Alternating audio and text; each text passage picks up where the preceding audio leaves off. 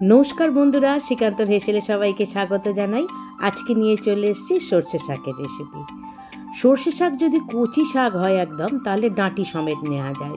जेहेतु शाकटा एकटु बड़ो हये गेছে ओइजন্য आमि शुधु पाताटा निये निচ্छि।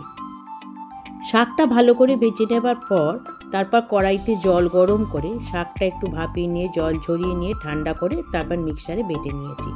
एदिके कड़ाइते तेल गरम करे गोटा गरम मशला फोड़न दिए दिलाम, तारपर दिए दिलाम पेঁয়াজ। पेঁয়াজটা দিয়ে ভালো করে একটু ভাজতে থাকবো। পেঁয়াজটা একটু ভাজা হয়ে গেলেই ওতে দিয়ে দিলাম আদা রসুন আর টমেটো বাটা। আদা রসুন টমেটো বাটাটা থেকে একটু কাঁচা গন্ধটা চলে গেলেই এবার একে একে দিলাম নুন, চিনি, হলুদ, লঙ্কা গুঁড়ো। এই রান্নাটা সম্পূর্ণ তেলেতে কষিয়ে রান্না করতে হয়, খুব বেশি জল দেওয়া যায় না এই রান্নাতে। তাই সমস্ত মশলা দেয়া হয়ে যাবার পর পেঁয়াজ আদা রসুনের সঙ্গে মশলাটা ভালো করে কষতে থাকলাম। কষা হয়ে গেলে তারপর দিয়ে দিলাম বেটে রাখা শাকটা।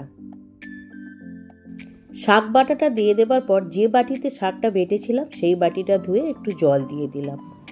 জল দিয়ে আবারও শাকটা ভালো করে কষতে থাকলাম যতক্ষণ না ওর রঙটা চেঞ্জ হয়ে যায়। রঙটা যখন চেঞ্জ হয়ে গেল তখন ওতে দিয়ে দিলাম টক দই, কাজু আর চারমগজ বাটা।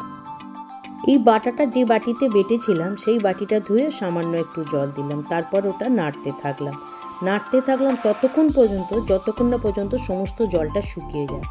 সমস্ত জলটা শুকিয়ে এলে এবার ওতে দিয়ে দিলাম বাটার আর গরম মশলা গুঁড়ো।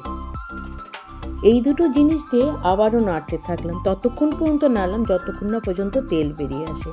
সব শেষে দিয়ে দিলাম ফেস ক্রিমকে ভালো করে মেশাতে থাকলাম। এই রান্নাটা খেতে আমার কর্তা খুব ভালোবাসতেন। প্রতি শীতে বহুবার এই রান্নাটা আমার হতো, তবে এই শীতে এই প্রথমবার করলাম। এটার সঙ্গে পাঞ্জাবিরা মাকাইকা রুটি খায়, তবে আমি সাধারণ আটার রুটির সঙ্গে পরিবেশন করেছি। তাহলে আজকের মতন এখানেই শেষ করছি বন্ধুরা। আমার রান্না যদি আপনাদের ভালো লাগে অবশ্যই একটা লাইক, কমেন্ট, শেয়ার এবং সাবস্ক্রাইব করে দেবেন। আজ তাহলে আসি, খুব শিগগিরই আবার দেখা হবে। টাটা।